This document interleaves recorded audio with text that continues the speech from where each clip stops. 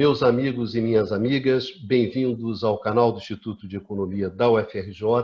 Eu sou Ronaldo Bicalho e essa é a edição de número 26 do Conversas sobre o Mundo Contemporâneo, que é uma mesa redonda de professores do Instituto que conversam, debatem, analisam os fatos que estão acontecendo no mundo hoje. O nosso tema, o tema dessa edição é o que muda com o Biden, o que muda com o novo governo americano. Então, esse vai ser o tema que a gente vai discutir hoje. Na verdade, é uma continuação, né, do programa passado, que foi justamente sobre as eleições americanas. E hoje, para debater, nós temos aqui o Luiz Carlos Prado. Tudo bem, Pradinho? Tudo bem. Bem-vindo a mais um Conversa sobre o Mundo Contemporâneo. Mais o professor Eduardo Costa Pinto. Dudu, pronto para mais um debate? Pronto para mais um debate, Bicalho. Boa noite.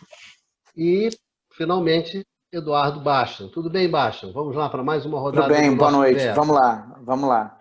Bem, senhores, então vamos direto ao assunto, começando com o professor Prado. Pradinho, o que muda com o governo Biden? Boa pergunta.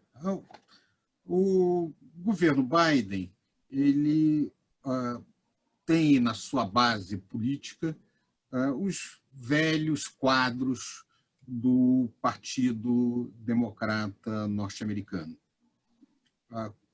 Nós, para poder dizer o que muda daí para frente, nós temos que chamar a atenção o que foi alterado com o governo Trump nas relações ou na inserção internacional dos Estados Unidos.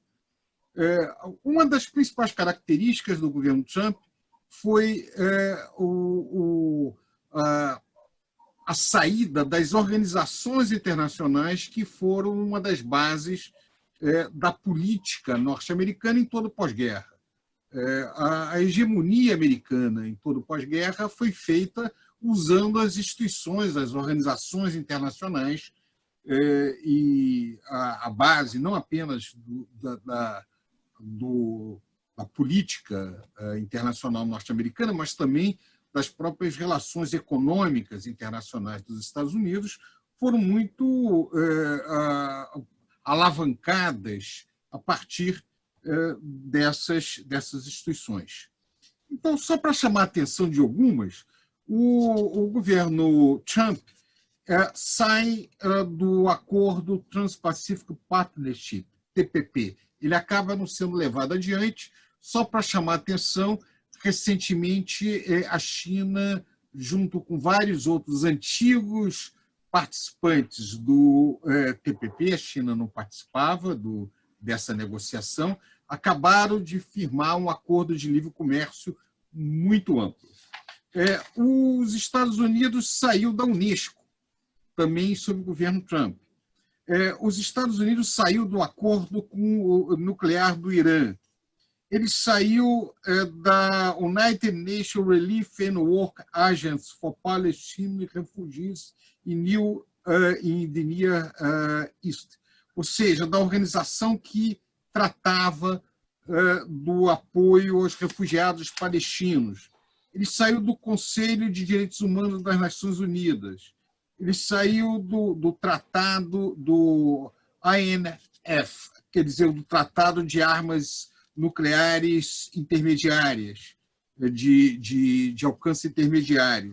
Ele saiu do Tratado de Paris, do Acordo de Paris, do Acordo de Céus Abertos, da Organização Mundial da Saúde. Ou seja, claramente, o que nós tivemos ao longo do período Trump foi uma saída dessas organizações globais que foram muito importantes para a projeção do poder dos Estados Unidos.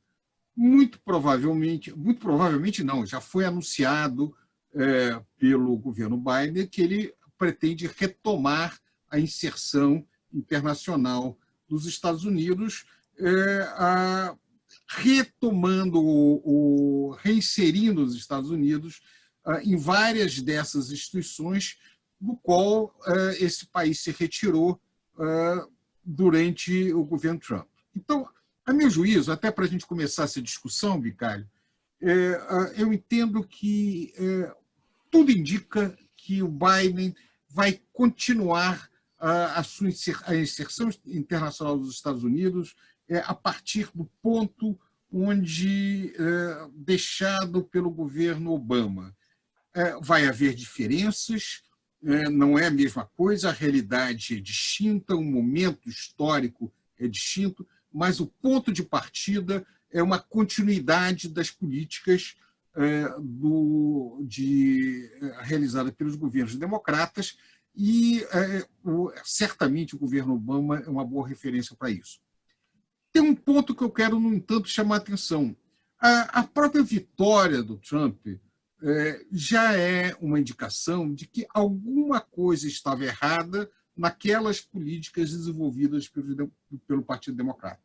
Quer dizer, a própria natureza do avanço da extrema-direita nos Estados Unidos, o apoio que o Trump e outros segmentos de extrema-direita tiveram e a rejeição da globalização é um processo que foi o resultado daquelas políticas. Então, a primeira questão que eu colocaria para discussão é como é que ficaria, então, se claramente os Estados Unidos vai retomar a partir dali, como é que ele vai resolver a questão da perda de apoio que essas políticas tiveram no passado? Eu acho que esse é um dos dilemas que merece um pouco de reflexão nossa ao longo desse programa. Porque eu gostaria de saber um pouquinho de vocês o que significa exatamente isso, quer dizer, essa retomada, né? O que significa essa retomar, claro, com as mudanças que ocorreram, mas o que significa a retomada do que foi o governo Obama? Dudu ou Basta, gostaria que vocês comentassem um pouco sobre isso, né? É possível retomar? Quer dizer, tem sentido retomar? Qual seria o espaço hoje? Quer dizer, o que mudou? O que não mudou? Né? Porque às vezes a gente ouve muito isso, né? Mas será que retomar o Obama é uma coisa boa? Trocando em miúdos. Sendo curto e grosso. Dudu, vai lá, Costa Pinto. Vamos lá. Eu acho que sim, tem esse desejo, Prado. Eu acho que tem um desejo de retornar ao que foi a política do Obama. Eu acho que a gente tem que separar qual é o impacto da vitória do Biden na dimensão interna dos Estados Unidos e da dimensão da política externa. Tá? Eu quero reforçar isso. Retomar o Obama, será que é bom? No caso da política externa, a despeito de operar a partir das instituições multilaterais, a intervenção do Obama na questão das guerras é impressionante. Então, inclusive, sem passar pelo Conselho de Segurança. E eu costumo dizer que a vitória do Trump não é apenas fruto das políticas do Obama, é anterior, é um conjunto de elementos que, para mim, é marcante desde 2001. Com o atentado das Torres Gêmeas, com os atos patrióticos, com o aumento do poder das agências de informação, de inteligência. O próprio Obama depois continuou essas mesmas políticas do Bush filho, que isso implicou, né, claro, como aí o Prado alertou, anteriormente você continuou com os organismos multilaterais, tá? Mas, por exemplo, na intervenção, na questão da guerra, no Oriente Médio, na Síria, não passou nada pelo Conselho de Segurança. O mesmo Obama, que foi, é bom lembrar, né, Nobel da Paz em 2009. Foi o que mais fez intervenção de guerra e que mais utilizou drones para matar inimigos no Oriente Médio e que avançou fortemente na guerra do terror. Agora, evidentemente, com um discurso que é da hegemonia benevolente. Aquilo que o Prado levantou aqui, que a gente pode citar como principal teórico dessa discussão, Kidelberg, que os Estados Unidos, na sua hegemonia benevolente, carrega os custos desse processo e é um tipo de hegemonia que leva o bem-estar para o conjunto, democracia, valores, ao mesmo tempo ele que paga o custo. Provavelmente até o Trump utilizou essa lógica de uma forma direta, falou, não, vamos reduzir o custo, vamos sair dessa história de hegemonia benevolente. E acho muito difícil aí o desejo se realizar em prática, Prado, porque aí você tem um mundo completamente novo. Eu acho que um mundo que tem tensões, tem um mundo que você tem por o que foi, por exemplo, a sua relação com China, com Índia, o que foi depois, se você pensar as primaveras árabes fomentadas pela lógica da guerra híbrida do governo Obama, o que a gente viu aqui como efeito, por exemplo, da questão da Petrobras. Então, assim, não dá para voltar ao passado com essa lógica. Acho que o jogo vai ficar muito mais tenso. E eu não estou entrando aqui nem na questão interna. É muito mais na questão da geopolítica, na questão do... Não dá para ter esse discurso de novo, vamos seguir pelos valores de hegemonia benevolente, enquanto, por exemplo, China faz acordo com o Irã, liberando muitos recursos, enquanto a Rota da Seda avança, também a China liberando recursos para os países que estão alinhados. Então, assim, eu acho que o embate vai ser muito mais pesado. Acho que você pode até essa narrativa enquanto retórica, mas acho bem complicado avançar nesse tipo de configuração, porque o exemplo do Obama, se você olhar Guantánamo, se você olhar a questão da guerra híbrida, Primavera Árabe, os efeitos aqui, eu acho que o pessoal não vai achar tão tranquilo esse tipo de hegemonia benevolente como um discurso e retórica e aceitar facilmente. Mas é um ponto de provocação, eu passo, e a gente pode depois voltar de forma mais específica em alguns pontos. Bem, meus amigos, só um momento, Bastazinho, aqui, bom, Numazinho chegou, né? Chegou no rachão, botou lá o short rápido, vestiu a chuteira, entrou no campo, ainda bem. Para onde é que eu chuto? O tema é o que muda com o governo Biden. Chuta para lá, entendeu? O jogador bom é assim, não, mas chuta para lá, o tema é esse. Vai fundo, meu filho, que esse é o jogo. Todo mundo vai falar depois. Vai pagar um pedágio. Vai pagar um pedágio. Então, é isso aí. Seguindo essa discussão. E aí, voltando então, Bastanzinho, o que você achou dessa história aí? Quer dizer, dá para retomar de onde o Obama parou? Que história é essa? Essa provocação aí que o Prado colocou. Não, é interessante que a grande imprensa internacional, né, apontou para a vitória do Biden como sendo uma derrota para o populismo internacional. Né? A gente já conversou em outras ocasiões que o termo populismo é muito ruim, tá? Não explica muito, mas é muito utilizado por outro lado, né? Como chama alt-right, a extrema-direita. Tá? E, de fato, é uma derrota. Né? O Trump, em boa medida, pela importância dos Estados Unidos, acabava sendo uma espécie de liderança, né, informal, como eu li um texto que usa esse termo, uma liderança informal do populismo internacional, da extrema-direita internacional. Então, nesse sentido, é verdade. Tá? E tem um simbolismo no sentido que, depois de uma série de vitórias, de movimentos dessa natureza, ainda que tomando cuidado que cada um tem a sua especificidade, mas a gente pensar o Brexit, né, que a opção de saída venceu, a própria vitória do Trump em 2016, a gente pode pensar que na eleição brasileira, em 2018, essa foi uma derrota. Né? Depois de uma sequência de vitórias de políticos ou partidos, ou enfim, em referendos, tá? Em que esse tipo de posição estava saindo vitoriosa, essa foi uma derrota, né? com o Trump perdendo as eleições nos Estados Unidos. Então, talvez seja uma primeira grande derrota desse tipo de movimento num mundo, vamos dizer, de fake news, né? Em que fake news invadem a campanha eleitoral. Então, nesse sentido, ela é muito simbólica e significativa. Mas há uma série de senões, né? Por exemplo, aí pegando um gancho com o que o pessoal falou agora inicialmente. Tá? O governo Obama, onde eu concordo com o Luiz Carlos, que é uma tentativa, o Biden pretende retomar a agenda do governo Obama, até porque ele foi vice-presidente do Obama, tá? Ele foi o vice-presidente do Obama, ele fazia parte da chapa, da coligação, ele fez parte daquele governo.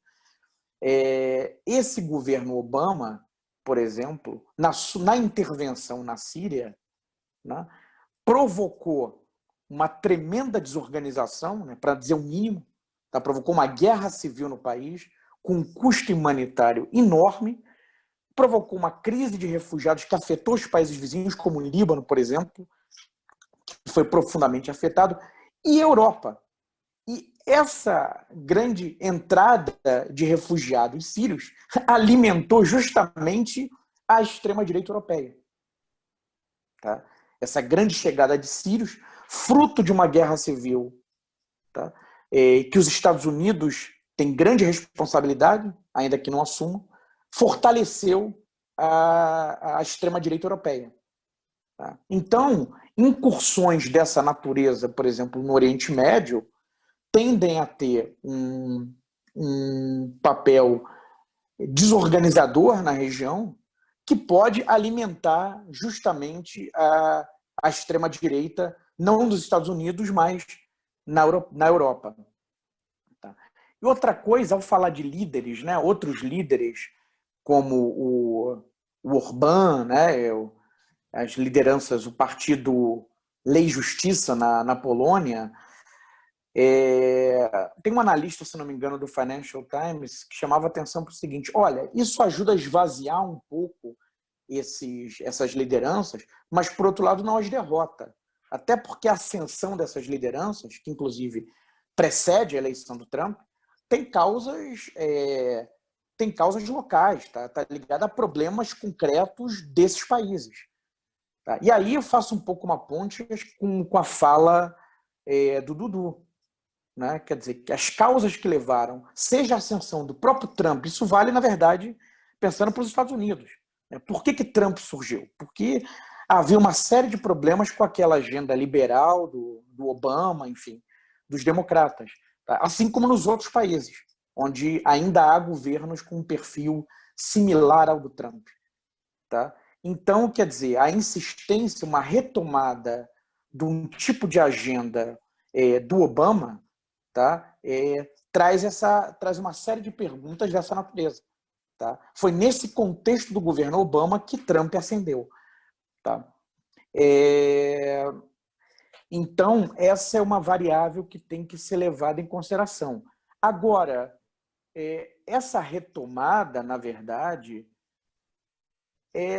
um pouco é um business as usual, né, do que foi a política externa dos Estados Unidos, não no governo Obama apenas, mas, na verdade, em linhas gerais, no pós-guerra. Né? Essa abordagem, tá, dos Estados Unidos enquanto uma potência benevolente, tá, seja abordagem do ponto de vista prático, seja no que tange ao discurso, né, da ordem liberal, essa é a política externa norte-americana que a gente conhece. O Trump foi muito pouco usual, né, em relação a isso. Quando ele chega com uma postura agressiva, dizendo América em primeiro lugar, tá, isso quebrou uma tradição. Tá? O Biden pretende resgatar essa tradição, que é o modus operandi tradicional da política externa dos Estados Unidos, seja do ponto de vista da ação, seja do ponto de vista do discurso, da sua retórica. Né? Agora, de fato, como comentado antes, é um outro mundo. Né? O mundo não parou em 2016, tá? Para essa agenda ser retomada. Tá? As coisas andaram, os atores andaram. Tá? Então, a ver. Né? Mas isso acho que já me alonguei um pouquinho, depois eu posso voltar a esses pontos, até porque tem um artigo do próprio Biden, que saiu na Foreign Affairs, que ele escreveu no primeiro semestre, apresentando o que seriam as linhas gerais da política do seu governo, em particular da política externa. Então, a gente pode retomar isso um pouquinho mais adiante. Numa, o assunto é esse, quer dizer, o que muda com o Biden, né? E essa primeira rodada, Pradinho levantou essa lebre.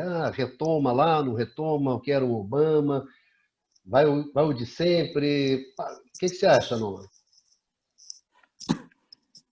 Eu acho que é uma resposta, é difícil dar uma resposta tão, vamos dizer, afirmativa, né?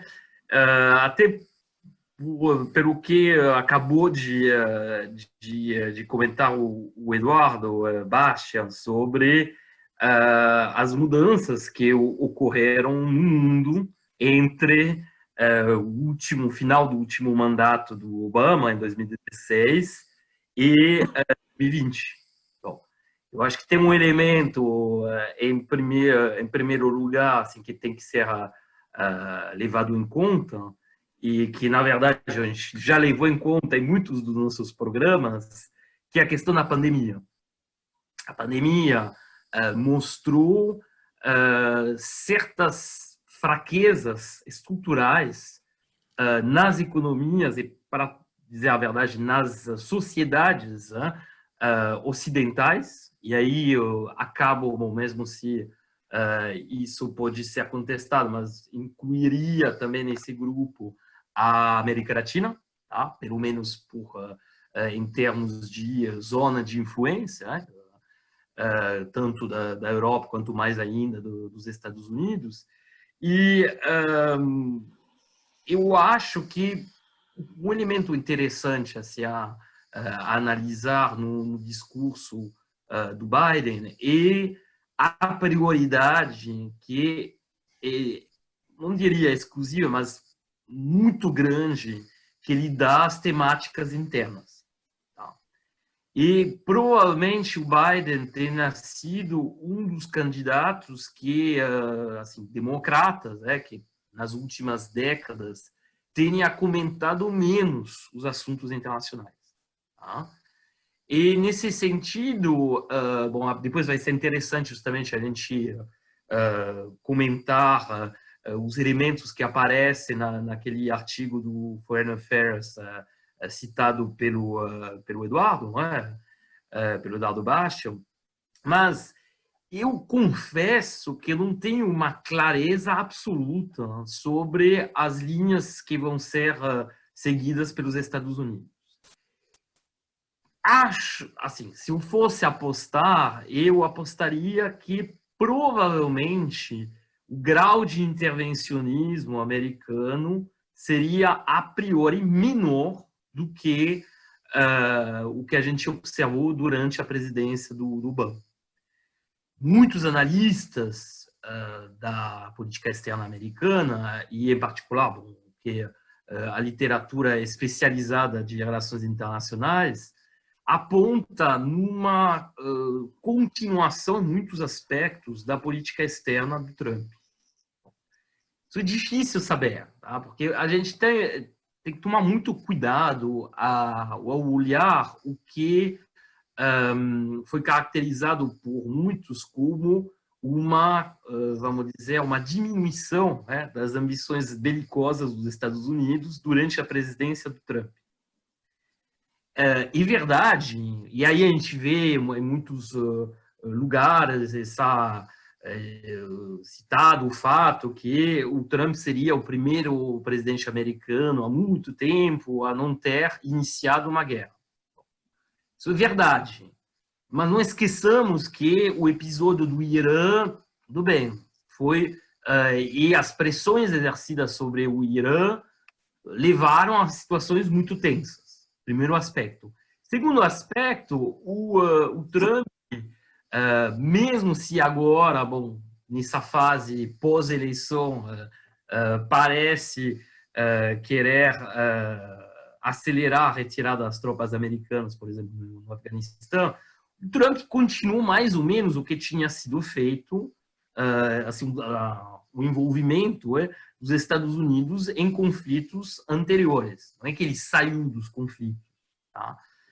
Então, eu não sei o quanto, na verdade, a gente pode falar de uma ruptura em relação ao Biden, e provável que o Biden, até por conta da impopularidade dessas, vamos dizer, operações externas, não seja tão belicoso quanto a gente poderia imaginar, ou seja, não se inscreva totalmente na linha do Biden nesse caso, e que os Estados Unidos usem cada vez mais, o que já tem sido o caso há muito tempo, intervenção, assim, modus operandi de intervenções que sejam mais, vamos dizer, mais específicas, menos ambiciosas do que declarar uma guerra. Mas, assim, como foi já comentado, é certo que os Estados Unidos vão continuar sendo um elemento desestabilizador das relações internacionais. Mas eu acho que a gente pode, depois eu vou passar a palavra para os camaradas, e depois a gente pode aprofundar um pouco mais. Era só, assim, uma visão mais introdutória sobre a questão.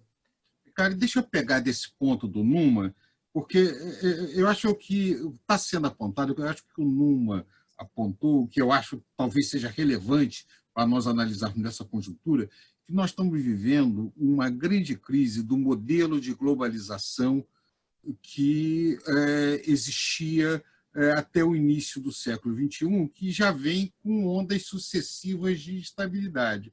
Desde a crise de 2008, todo esse modelo vem encontrando dificuldades crescentes. A meu ver, a ascensão do Trump, a ascensão da extrema-direita já é uma demonstração da fragilidade desse modelo. É um sintoma. As ideias que essa extrema-direita vem apresentando, o fato delas não serem coerentes, não ser boas, aliás, o Eduardo Pinto, Dudu, toda hora brinca comigo dizendo o seguinte: o fato das ideias não serem coerentes não significa que elas não possam ter poder e serem difundidas. Né? Eu sei que algumas vezes me incomoda a ausência de coerência, mas isso não reduz o poder dessas ideias, de maneira nenhuma.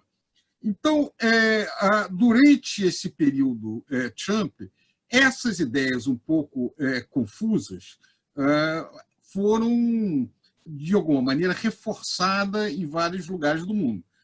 O Biden vai tentar retomar o processo de globalização com uma nova narrativa. Trata-se de narrativas.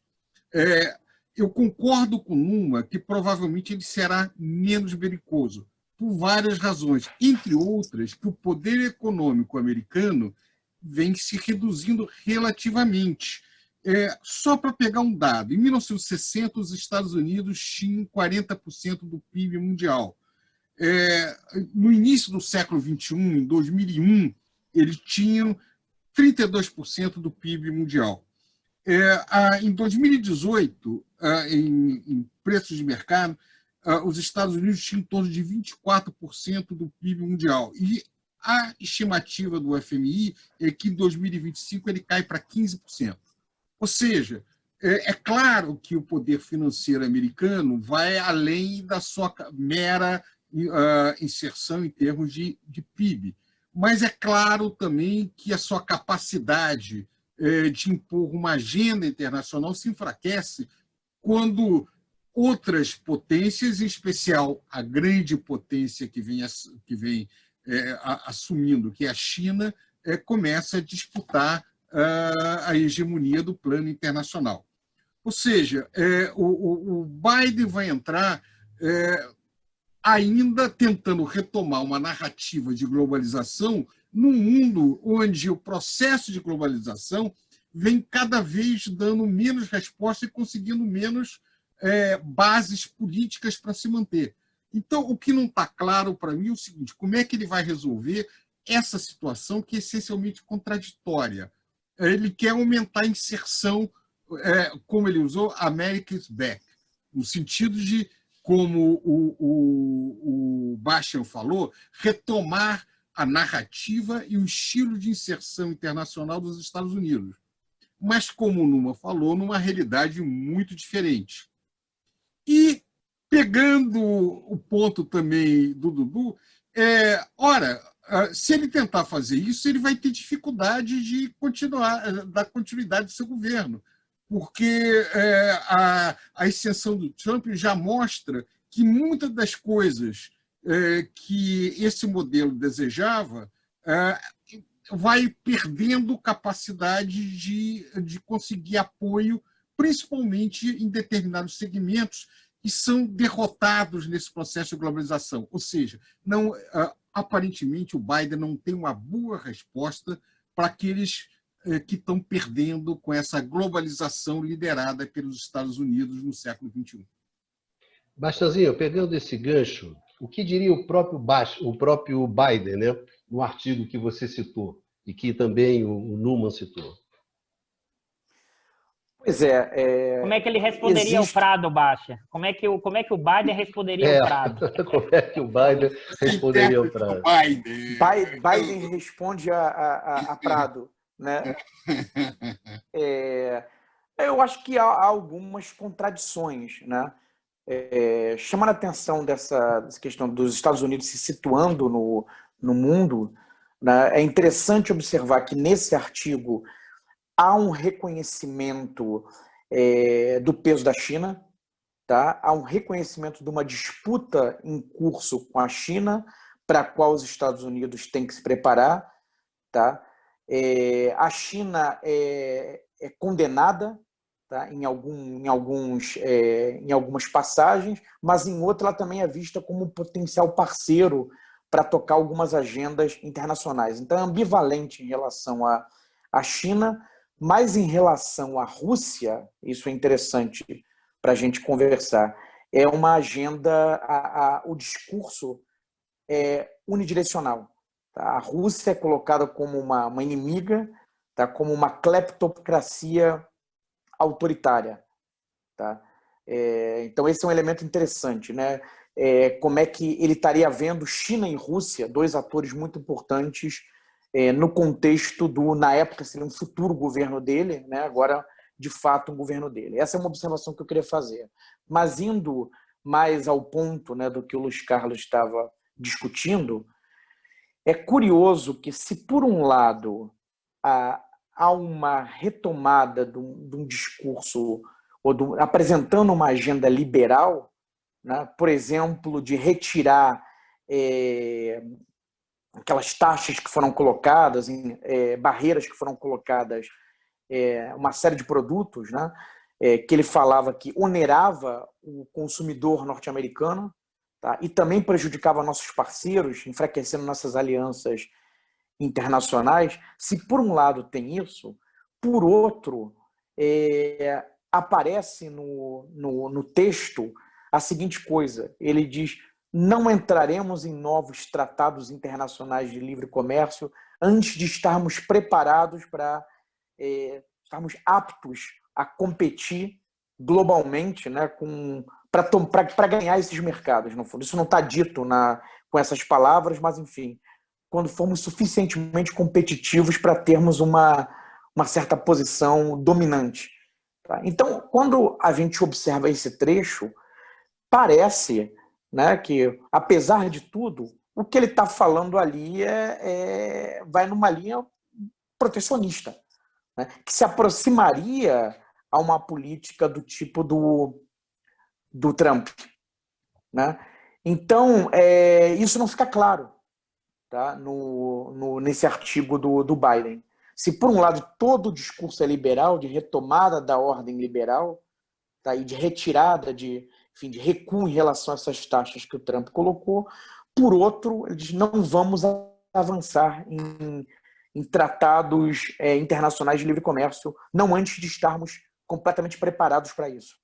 Tá? O que parece uma versão, digamos, para uma economia madura do argumento da indústria nascente, né? O que não deixa de ser curioso. Então... diga, Baixa. Você terminou, Baixa, que eu ia completar. Fala, pode falar. Porque eu acho que assim, esse artigo foi do início do ano, não é isso, Baixa? Março, abril. Acho que é importante a gente pensar a questão dos discursos e a questão discursiva e da narrativa, mas tem que lembrar que, nesse momento, o Biden é candidato ainda, e não presidente. Sim. E aí, não por acaso, sim, ele faz o oposto do Trump, que é o seguinte: o meu inimigo é a Rússia, que é o amigo do Trump. E o inimigo, que é a China, agora não é tão meu inimigo. Então, assim, esse é o primeiro ponto da diferenciação do próprio Trump. E na coisa do emprego, ele traz de volta, porque é exatamente onde o Trump ganhou voto.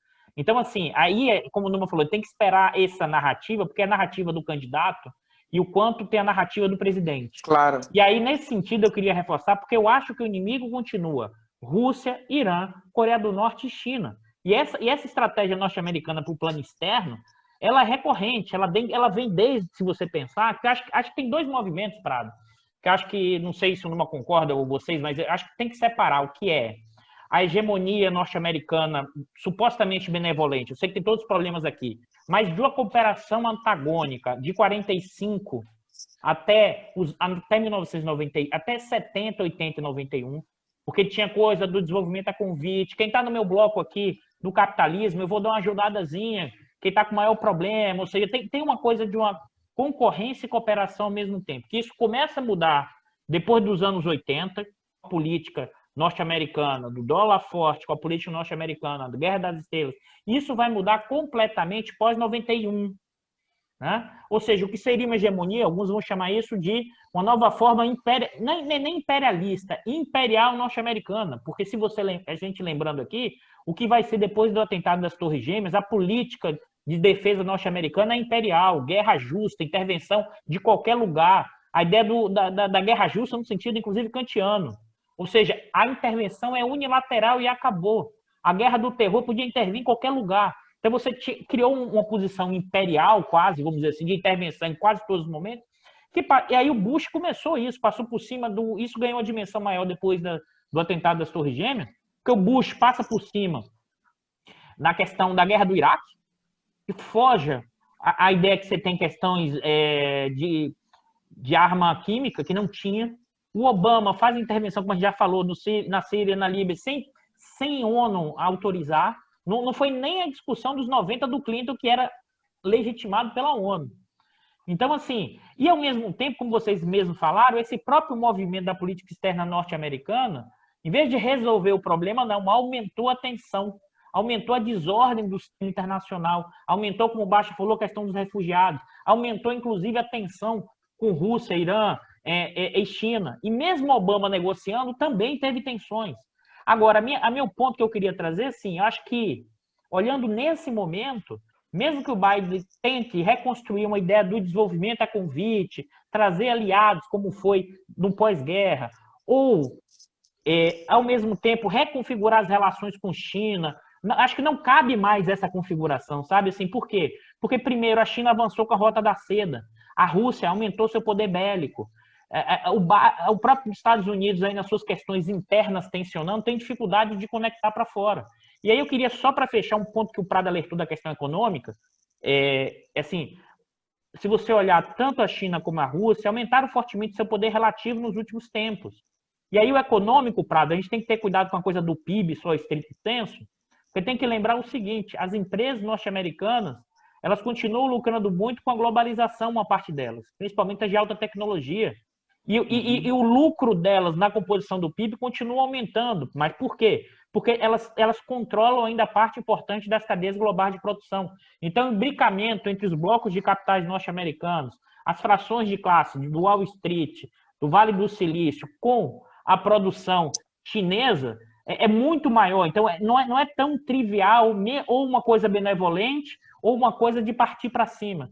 Então, eu acho que é nessa incerteza que, marcado por essa incerteza de aumento de poder relativo de outras potências, do jogo dessa geopolítica. E eu acho que, até o que o Numan falou, no campo das relações internacionais, tem muita gente apostando que vai ser um pouco mais benevolente nessa discussão até do que o Obama, porque acho que a universidade de onde o Biden tem, da origem do estado dele, todo mundo, uma parte desse pessoal das relações internacionais, aposta que vai ser uma coisa meio para conter a China na Rota da Seda, vai ser uma coisa muito mais um novo tipo de desenvolvimento a convite.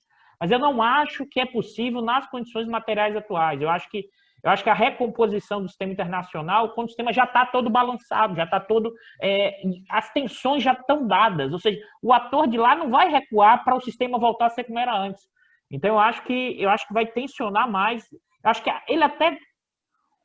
É difícil isso, mas projeta uma tensão menor, mas eu não acho que vai ser possível, dadas as características, nesse momento, como está configurado o sistema internacional, as disputas econômicas, financeiras, produtivas e geopolíticas. Antes de passar para o Numan, que eu acho que seria o caminho natural, eu queria fazer 3 observações rápidas. Uma em cima do que o Dudu falou, do discurso do candidato e da prática, né, do exercício do poder. Por exemplo, nesse texto, ele fala numa mudança de postura em relação à Arábia Saudita no que tange ao Iêmen. Tá? Não sei se na prática isso, por exemplo, vai ser viável. Tá? Uma coisa é o candidato falando, né? Outra coisa é a prática, é o exercício do poder. Tá? Segundo ponto, o Luiz Carlos chamou atenção para elementos, enfim, da perda de importância relativa da economia norte-americana, mas, por outro lado, há que se lembrar que, na dimensão monetária financeira, né, os Estados Unidos têm, pelo peso do dólar no sistema internacional, tá, tem um poder que não encontra paralelos, enfim, em poderes anteriores. Tá? É um elemento que tem que ser pensado também nessa dimensão. Um colega nosso até usa o termo arma-dólar, né? Capacidade de desestabilizar uma economia a partir da moeda hegemônica, né? Como teria sido feito com o Irã recentemente, em 2018. Tá? O terceiro ponto é, na verdade, chamar a atenção, levantar uma pergunta, tá? Que talvez, acho que o Numa não vai querer responder, mas talvez o Prado e o Dudu queiram ter um interesse em entrar. Não, lá vem bola dividida, Numa. Lá vem bola dividida, Numa. Em relação à política externa brasileira, tá? Em relação à potência hegemônica, aos Estados Unidos. Quer dizer, uma potência que está... acuada talvez seja um termo muito forte, mas uma potência que está encontrando rivais, né? Enfim, que encontra esse cenário. Como é que deve ser a nossa abordagem? Né? Quer dizer, é de se esperar uma postura mais benevolente ou não? Né? Em princípio, essa potência deveria ter uma postura mais benevolente, de alianças. Por outro lado, as suas próprias contradições internas, como chamamos a atenção hoje e no último programa, talvez limitem a possibilidade de fazer essas concessões para aliados, como, por exemplo, os Estados Unidos fizeram no período pós-guerra. Tá? Então, é de se pensar que tipo de política externa, né, na relação bilateral com os Estados Unidos o Brasil deveria ter, né, ou pensar. Enfim, acho que... Vou trocar aqui de aparelho que está acabando a minha bateria, vou sair e vou voltar. Tá? E aí eu deixo essa... Não, acho que o Numa não vai querer entrar nessa, mas talvez Pradinho e Dudu queiram. É a cara do Baixo. Ele faz a bola dividida e ainda sai do campo. Ele dá a bola na dividida e sai do campo. Eu não estou indo embora, não. Estou voltando em 2 minutos aqui. Dessa vez é em 2 minutos. Meu Deus, isso é uma promessa. Dá tempo de vocês responderem, para ouvir a resposta. Mas, assim, isso é uma promessa, uma ameaça. É um exemplo de coragem para todos nós, né? Já estou voltando, né? Tá certo. Tá vendo, Lula? Vai ser infamado, volte logo. Você quer que eu fale? Não, deixa o Numazinho, gente. Poxa, vou tecer algumas observações. Eu acho que... Vai lá, Numa, depois que o Baixa te deu uma cortada... Pois é. O carrinho por trás, entrou uma dividida, assim, violento. O garoto, nossa senhora! Exatamente. Eu acho, como falei, eu acho muito difícil fazer conjecturas sobre assim, que poderia ser a política externa do Biden. Acho que a gente já colocou algumas das principais, vamos dizer, perspectivas que podem existir. Depois, assim, qual grau de intervencionismo terá, qual grau de, vamos dizer, investimento numa maior cooperação internacional terá, é difícil estabelecer. O que pode ser interessante, e aí vou testar algumas observações sobre as intervenções anteriores, né?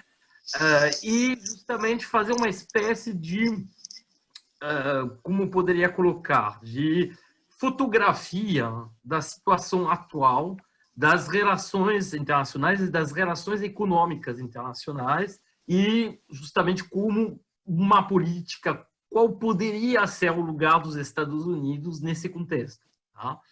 Nesse sentido, e aí voltando um pouco ao artigo publicado na Foreign Affairs, tem um elemento que foi apontado parcialmente, pelo menos já pelo Eduardo, não é?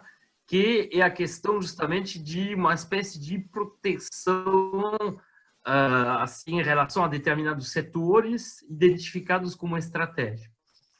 Isso significa que o Biden consagre um parágrafo grande, inclusive, né, a questão da 5G. Ele fala da 5G como justamente um elemento estratégico. Ele, na verdade, endossa a posição que foi dos Estados Unidos na presidência do Trump, que é de impedir a entrada nesse estratégico tanto em termos econômicos quanto em termos de segurança interna e externa, né?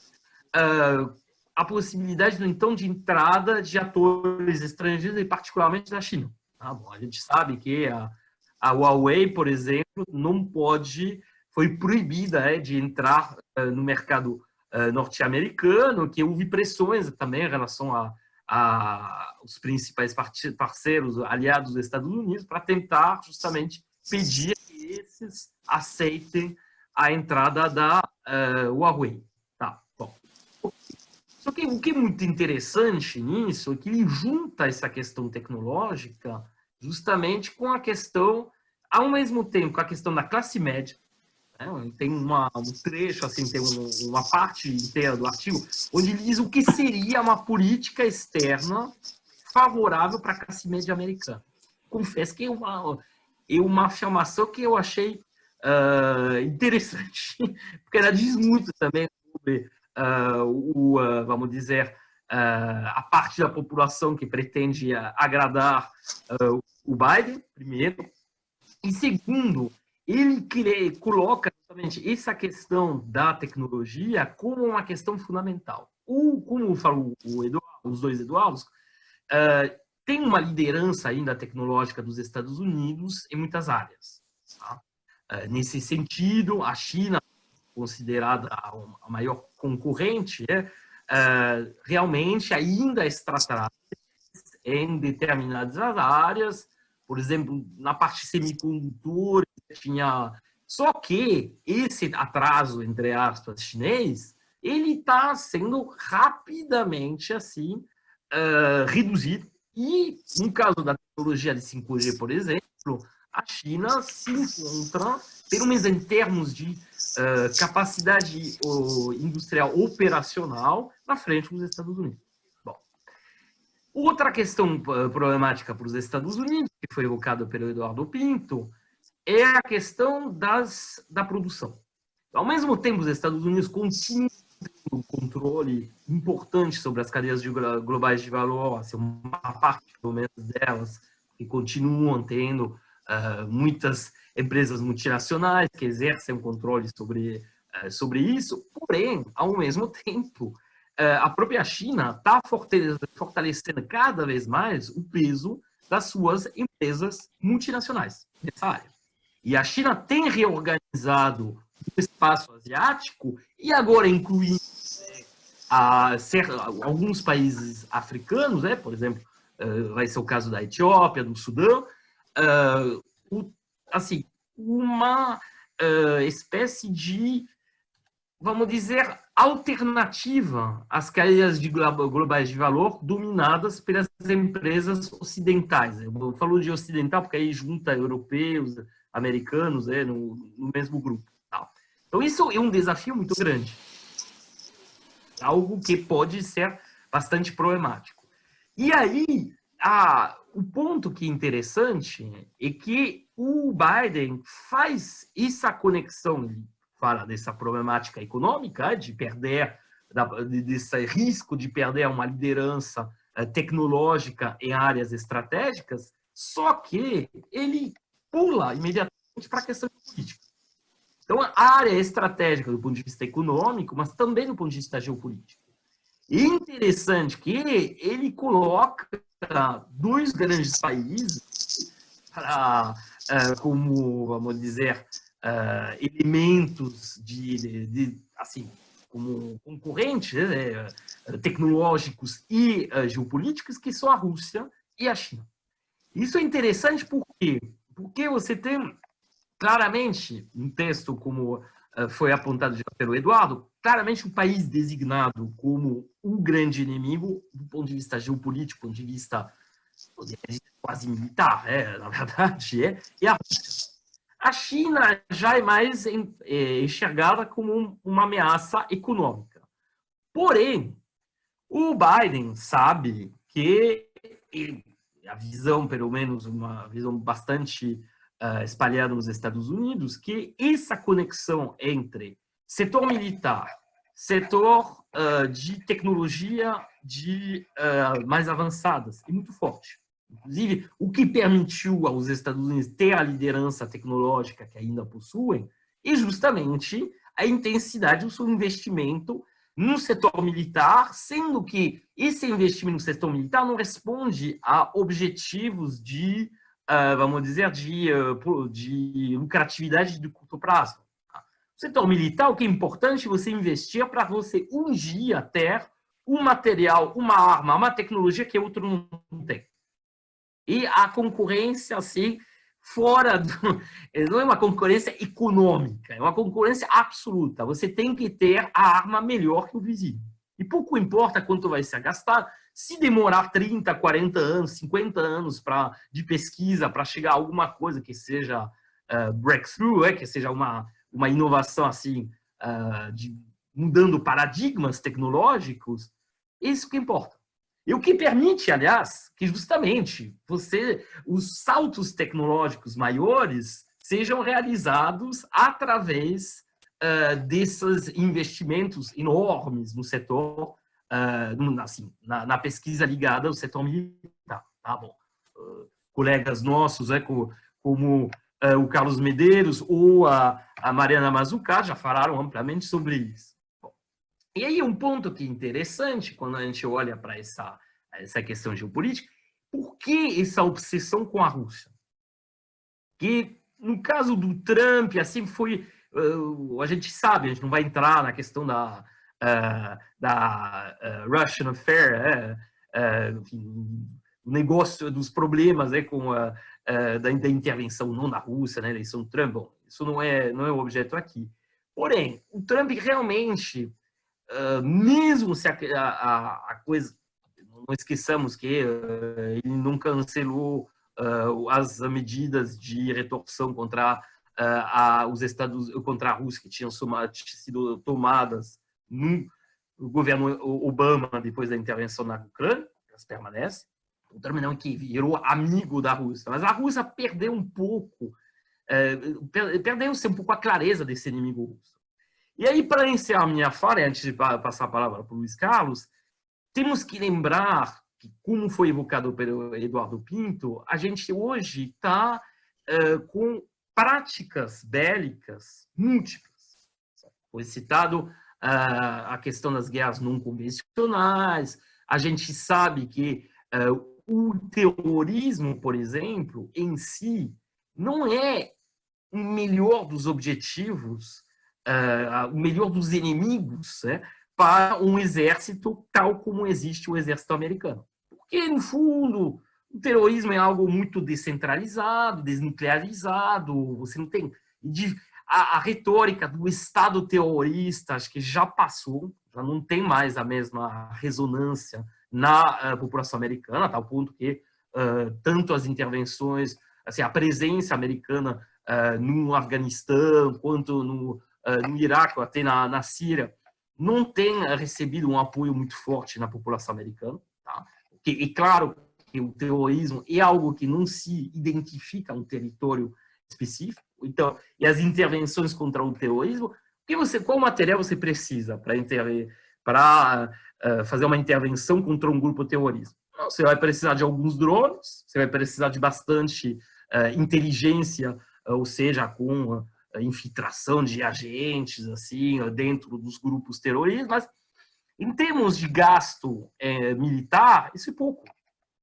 Você não vai construir um porta-aviões de 40 bilhões de dólares, ou você não vai comprar, assim, encomendar equipamentos, tanques, caças furtivos de última geração por conta da ameaça terrorista. Para isso, você tem que ter um adversário que tem armas, que é um país que tem armas, que tem um armamento convencional, um arsenal convencional, que tem práticas convencionais. E aí você pode poder justificar de ter submarinos, de ter marinha, bom, tudo bem. E quem é esse adversário? A Rússia. É o único que tem o equipamento militar, que tem, inclusive, a força nuclear, para justificar que o complexo militar industrial, que lembramos, assim, cujo gasto explodiu literalmente, durante o governo Trump. Bom, eu estive numa banca recentemente, justamente cujo tema, banca de dissertação, cujo tema era esse, e foi muito interessante ver justamente quanto avançou esse complexo militar industrial durante o Trump, continuando na mesma lógica inaugurada pelo Reagan, continuada pelo Bush pai, continuada pelo Clinton, pelo Bush filho, pelo Obama depois. Então, nisso, você vê uma continuidade perfeita. E para você justificar um gasto militar de mais de 800 bilhões de dólares, não é com grupos,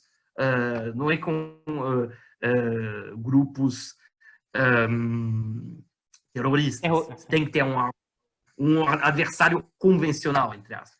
E, ao mesmo tempo, a China não pode ser esse adversário até por conta da enorme imbricação, da interligação que existe entre as economias, do ponto de vista produtivo e do ponto de vista comercial, obviamente. Então, a dificuldade dos Estados Unidos é essa. A Rússia, na verdade, um inimigo meio inventado, porque a Rússia não está preocupada com uma posição de superpotência mundial, preocupada com uma questão regional. Do outro lado, a China, que sim tem pretensões de superpotência na área econômica, pelo menos, não pode ser pode ser pressionada, mas com muito cuidado, dentro de limites muito tênues, muito reduzidos, do ponto de vista geopolítico. Tá? Então, era só para tecer essas observações que eu vou passar a palavra para o Luiz Carlos, que queria falar. Mas, meus amigos, cabendo ao âncora, como sempre, lembra, né? Nosso tempo está terminando, então eu já vou encaminhar para que a gente dê encerramento à nossa mesa redonda, né? E vou começar com o Pradinho. Pradinho, você gostaria de fazer as suas considerações finais? E mais aquelas considerações que você achar pertinentes, né? Pois é, eu acho que eu tenho considerações para pelo menos mais um programa. Eu sei que... Tudo aquilo que o âncora queria ouvir. Então, eu não vou fazer todas as considerações que eu tenho, apenas pegar um pequeno ponto levantado pelo Bastia, na provocação do Bastia, que foi embora, já retornou aí, mas tudo bem. Quer dizer, como é que fica para o Brasil? Eu acho que, eu entendo que o Brasil, a importância econômica para o Brasil, para os Estados Unidos, agora é pequena. As nossas relações comerciais não são tão importantes. Na verdade, em muitos produtos, principalmente no agrobusiness, o Brasil e os Estados Unidos são concorrentes. O Brasil, tradicionalmente, na América do Sul, é um grande destino dos investimentos diretos norte-americanos, que são importantes para efeito de distribuição no conjunto da América do Sul, mas a América do Sul não é uma região particularmente importante para a economia americana, mas é politicamente, principalmente aquela área mais próxima do Caribe, Colômbia e Venezuela. Então, no plano político, o que interessa para o governo norte-americano é a questão da Venezuela, que é pela posição estratégica e tradicional, e a questão, obviamente, da Colômbia, que é sempre a situação do narcotráfico, etc., é uma questão tradicional nas relações com os Estados Unidos. No caso do Brasil, a relação, o enfraquecimento do Brasil no conjunto dos BRICS, que há alguma contribuição desse processo do governo Obama. Quer dizer, é difícil porque nós não temos os dados de saber qual foi a efetiva participação de agências americanas na desestabilização do governo brasileiro antes do caso do golpe da Dilma. Mas certamente houve alguma. Quando esses arquivos abrirem, daqui a muito tempo nós vamos ver. Se a gente olha para o passado, os arquivos já abertos mostram que, em vários casos de desestabilizações anteriores, houve participação de agências americanas. Nós não sabemos agora, a gente trabalha na especulação, pode ser que a atuação maior seja alguns grupos específicos e não uma participação mais organizada. De qualquer maneira, nós temos a experiência anterior não é uma experiência que indica uma participação tão positiva para o Brasil. A exceção pode ser na questão ambiental, que é uma coisa que interessa para nós, brasileiros, e é importante dentro do caso americano. O governo atual só terá problemas com os Estados Unidos se ele quiser confrontar o governo americano, que não me parece que vai ser o caso. Eu acho que, embora o Bolsonaro agora não tenha ainda reconhecido o governo americano, logo ele vai se ajustar e não será um grande problema. Aliás, eu entendo que, se, por um lado, a vitória do Biden certamente não é positiva para a extrema-direita internacional, quer dizer, para aqueles grupos da alt-right, da direita alternativa, ele é muito bem recebido pela direita tradicional, pela centro-direita tradicional, pelo CDU da Alemanha, pelos partidos conservadores da Espanha, da França e todos os outros. Não há nenhum problema a relação tradicional do governo democrata com a direita tradicional. Mas, como, se não me engano, foi o Bastian que falou, o fato dele não ser uma boa notícia para a extrema-direita internacional não quer dizer necessariamente que isso vai enfraquecer significativamente essa extrema-direita, porque a extrema-direita americana, representada pelo Partido Republicano, continua muito forte e provavelmente vai ser muito ativa na oposição e certamente pode fazer relações com outros países. Ou seja, o governo Biden não é necessariamente um grande alento para a contenção da pressão da extrema-direita.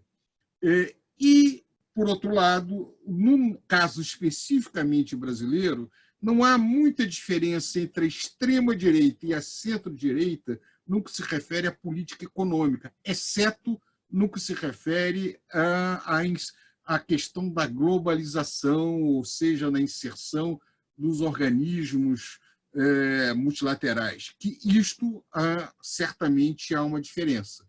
O Biden é mais pró-instituições internacionais, como era o governo Fernando Henrique Cardoso, o Lula, etc., sempre foram, o governo do PT e do PSDB, sempre foram inseridos nas relações, nas instituições internacionais. Então, esse ponto pode ter algum tipo de problema por esse lado. Mas, seguindo um pouco aí a provocação do Baixo, eu, sinceramente, acho que o que pode melhorar para nós, no Brasil, a questão do Biden é a perda um pouco de legitimidade de um discurso muito obscurantista por parte do governo brasileiro. Sob o ponto de vista econômico, eu não vejo mudanças muito grandes dentro dessa área. Mas eu acho que isso pode ser tema, inclusive, para um outro programa no futuro. Não dá para a gente desenvolver com mais vagar aqui. Valeu, Prado. Obrigado pela sua participação. Bastianzinho, suas considerações finais. Antes do jantar, né? Está sem a voz, está desligado o microfone, Tem o seu microfone, Bastianzinho. Eu falar, numa chegou atrasado, bagunçou, né? A gravação, né? Eu sempre saindo mais cedo, né? Não, são duas observações, né? Não vou me alongar. Uma, do ponto de vista da provocação que eu fiz, né? Eu tendo a ir na linha que o Luiz Carlos levantou, né? Acho que tem um elemento de esvaziamento de uma determinada narrativa, né, obscurantista, anti-ciência, né? Esse acho que tem um elemento de ganho, né? Mas eu não vou me alongar na questão brasileira. Talvez seja até o caso da gente fazer justamente um outro programa, né, tocando nessa questão, né? Agora, a minha última observação é de um ponto que a gente acabou não tratando, que diz respeito até essa nova postura, essa retomada de uma antiga postura, de uma antiga estratégia mais normal dos Estados Unidos, que diz respeito à OTAN. Né? A gente acabou não falando da OTAN, né? Então, a tendência, e o Biden sinaliza isso nesse artigo que eu e Numa trouxemos aqui para discussão, né, da importância para a segurança nacional dos Estados Unidos da OTAN, né, de retomada, de fortalecimento da OTAN. O que, até para a direita da Europa, né, para os países da União Europeia, possivelmente é um grande alívio, né, porque o governo Trump talvez tenha sido o governo de maior oposição ao projeto europeu desde a Segunda Guerra, desde o final da Segunda Guerra Mundial, né, no mundo do pós-guerra. Tá? E colocou, ainda mais com a saída do Reino Unido do bloco, né, questões acerca da segurança, né, como havia pontos de interrogação em relação à OTAN pela postura do governo norte-americano e sem o Reino Unido, tá? A França ficava como, digamos, o único país mais forte militarmente no bloco, né? Isso talvez trouxesse à discussão a necessidade de um rearmamento da Alemanha, né? O que suscitaria questões muito complicadas, né? Muito sérias no contexto europeu, né? Então, talvez, eu sugiro, né, que é um grande alívio, né, para a União Europeia, né, a volta de uma política externa mais business as usual, né, mais tradicional por parte do governo norte-americano, o que significará, né, um reforço, uma reafirmação da organização do Tratado do Atlântico Norte, né, da OTAN. É isso, e com isso eu me despeço. Aí talvez esse tema o Numa queira tratar um pouquinho na fala final dele. Depois eu vou assistir, né, quando a gravação estiver pronta. É isso, gente. Um abraço a todos. Valeu, Bastazinho. Os amigos da mesa, né, e aos nossos ouvintes, né? Valeu, tchau, tchau. Valeu, boa noite. Até logo. Eduardinho Costa Pinto, suas considerações finais. Numa, ainda caguetou que você chegou atrasado, né? Tremendo de trair, hein? Foi embora antes, né? Ele não tem jeito. Vamos lá, esse Baixa.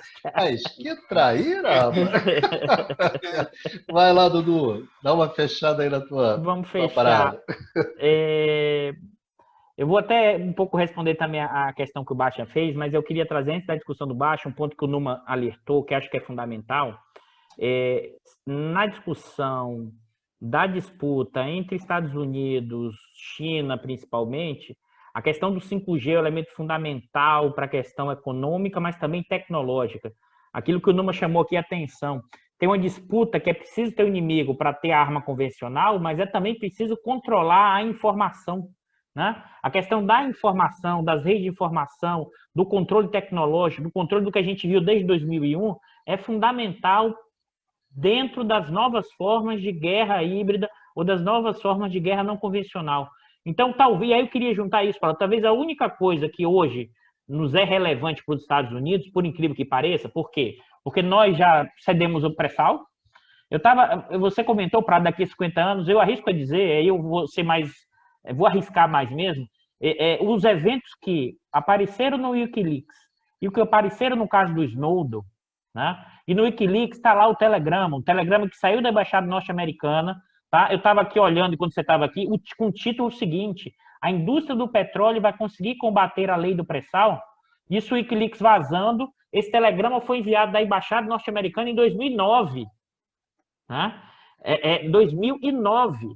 E, no caso, segundo o Telegrama, o senador Serra dizendo que se ele fosse candidato, tinha que mudar a lei e negociações com o Chevron. E aí, logo depois de 2013, estoura o caso, né, do Snowden, que estava sendo grampeado a Dilma e estava sendo grampeado a Petrobras. E que, inclusive, segundo o próprio, as informações do Snowden, em alguns períodos de 2013, tinha mais informação sendo capturada no Brasil do que na Rússia, né?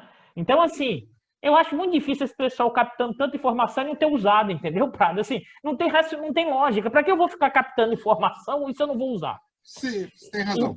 Então, a questão da guerra, a probabilidade é muito alta. Então, e o que? Eles conseguiram, por exemplo, a questão do pré-sal, da questão energética, né? Então, assim, 50% hoje do petróleo já descoberto lá no pré-sal já não é mais da Petrobras, né? Então, a questão tecnológica aí tem um elemento fundamental, porque ainda é o que a gente tem, que é o controle da informação, além da questão econômica, o 5G aqui.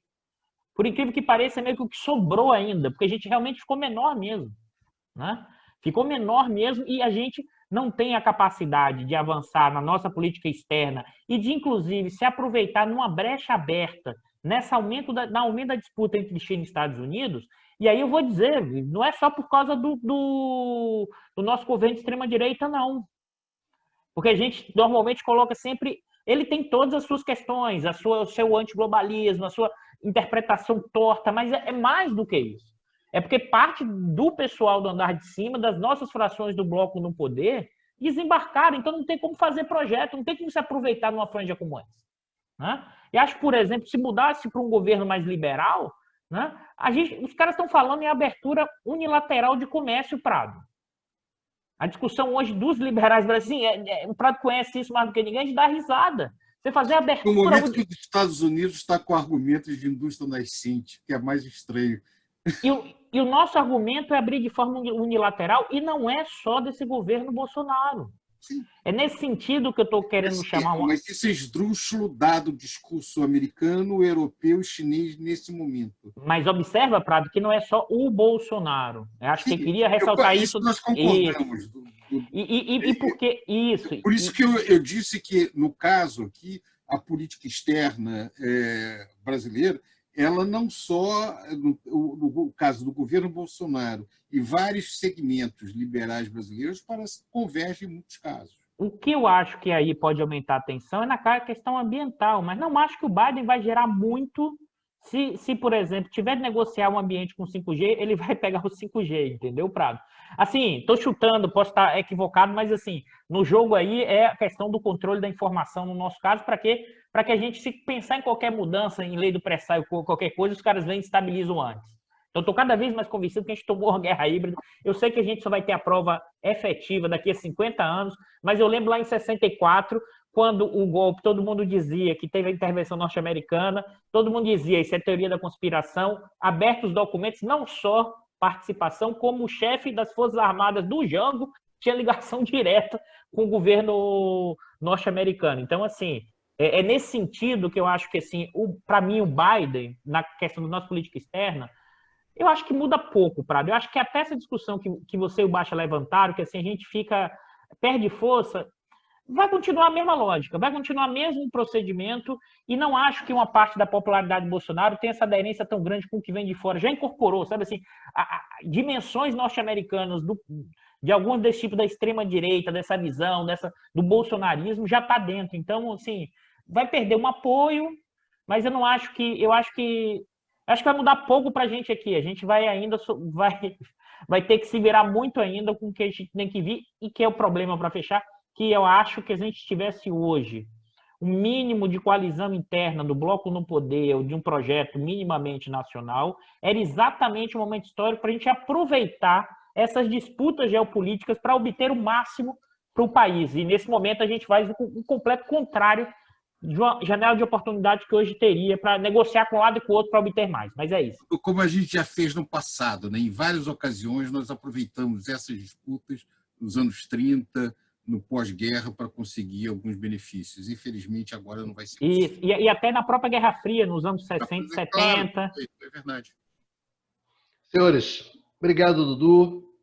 Numanzinho, suas considerações finais. Bom, depois da provocação do camarada Baixa, né?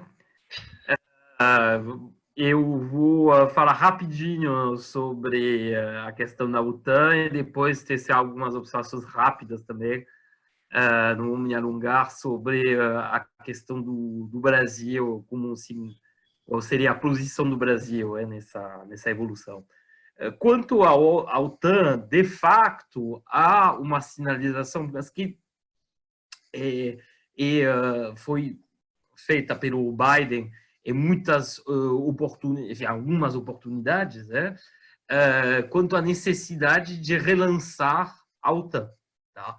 E aí viria junto com uma exigência que já existe nos Estados Unidos, por parte dos Estados Unidos há muito tempo, e que o próprio Trump externalizou em muitas oportunidades, que seria uma contribuição maior dos membros da OTAN para o esforço da coalizão, principalmente pensando justamente naqueles países que gastam menos em relação ao PIB, como é o caso, por exemplo, da Alemanha, e de outros. Bom, eu não acho que vai mudar fundamentalmente a natureza da OTAN. A OTAN vai continuar sendo liderada pelos Estados Unidos como sempre foi. O coordenador das operações, o principal das operações continuará sendo os Estados Unidos. O grande problema da OTAN, que vai ser um grande problema para o Biden, de facto, tem a ver com o nosso, assim, com o presidente da Turquia, com o Erdogan. Tá? A posição da Turquia, particularmente depois do recente e breve conflito entre Azerbaijão e Armênia sobre o Nagorno-Karabakh, mostra que, hoje em dia, a Turquia conquistou uma estatura em termos geopolíticos nessa área, obviamente, do Cáucaso, mas também no Oriente Médio, e que tem ambições assim de conquistar um papel ainda maior do ponto de vista geopolítico. E isso é um grande problema para os Estados Unidos, porque, obviamente, os Estados Unidos não apoiaram a iniciativa turca de auxiliar o Azerbaijão, inclusive deslocando terroristas, assim, mercenários fundamentalistas da Líbia e da Síria, o que aconteceu. Então, esse é um grande problema para os Estados Unidos.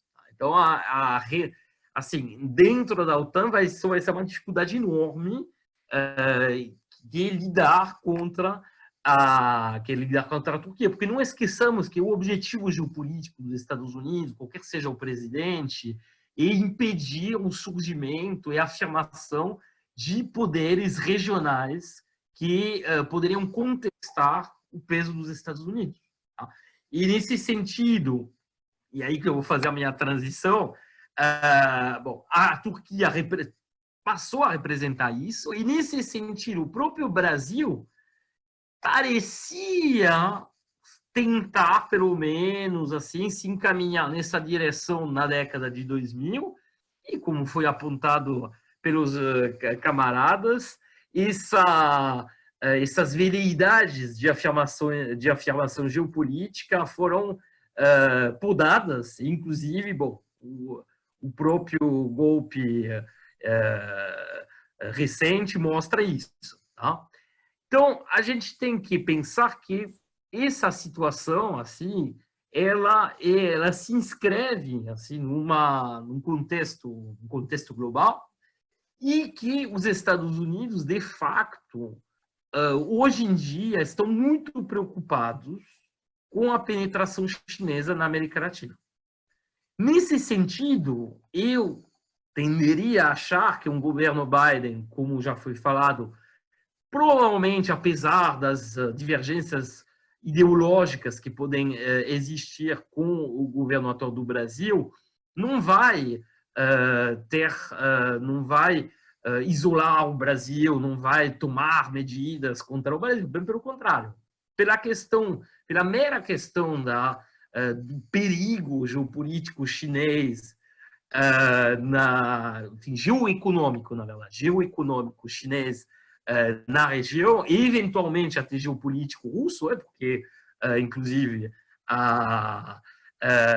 no caso da Venezuela, a Rússia tem um peso geopolítico muito importante. Não esqueçamos o episódio dos 3 bombardeiros que aconteceu no ano passado, bombardeiros russos, que assim, foram usados, assim, trafegaram perto do espaço aéreo colombiano, como uma forma de dizer que, em caso de veleidade de intervenção colombiana, as coisas poderiam não ser exatamente tão simples, né? Então, eu acho que nesse âmbito, como sempre, os Estados Unidos vão ser pragmáticos, vão querer proteger seus interesses próprios, e que isso passa pela ajuda ou apoio a qualquer tipo de governo que se inscreva nessa perspectiva geopolítica, independentemente das considerações ideológicas. Isso não é um ponto. E, só para encerrar, concluir, e aí reforçando o que já foi afirmado pelo Eduardo Costa Pinto e pelo Luiz Carlos Prado, de fato, um caminho ideal para o Brasil, nessa situação tão conflituosa do ponto de vista geopolítico a nível internacional, seria o caminho que era tomado nos anos 50, durante a Guerra Fria inteira, na verdade, pelos chamados países não alinhados. O Brasil poderia tirar muito proveito disso. Muito proveito, por exemplo, do ponto de vista industrial. O Brasil já teve uma indústria militar assim forte, poderia muito bem justamente usar sua posição, uma posição mais neutra, mais como aquela que estava sendo construída na década de 2000, para justamente poder ser um vendedor de equipamentos militares a países que não sejam nem inimigos dos Estados Unidos, nem assim enfim, associados à China ou à Rússia, ou seja, países que querem ter um certo grau de independência, não ficar de um lado de um bloco de outro. O Brasil teria a capacidade tecnológica para isso, e a ideia de transferência de tecnologia, tanto com caça-Gripen quanto para a produção submarino nuclear, era um pouco essa, pelo menos era essa a ideia do governo Lula, de tentar construir um setor militar industrial, aproveitar essa posição de país, vamos dizer, não alinhado totalmente com nenhum dos dois lados, mesmo assim, porque no fundo a gente está vivendo uma nova Guerra Fria, em certos aspectos, não, obviamente não do ponto de vista de alternativas de modelo, mesmo se o caso de China poderia até ser discutido, mas em termos geopolíticos. Então, o Brasil realmente está perdendo uma oportunidade histórica. Ao se abrir, provavelmente vai ser jogado fora, ao se abrir de forma indiscriminada, como é advogado por uma larga parte do espectro político brasileiro. Não são só os partidos mais extremos que defendem essa posição. Ao fazer isso, o grande problema do Brasil é que o risco é jogar fora assim, todo o que restou da industrialização que herdamos do período desenvolvimentista.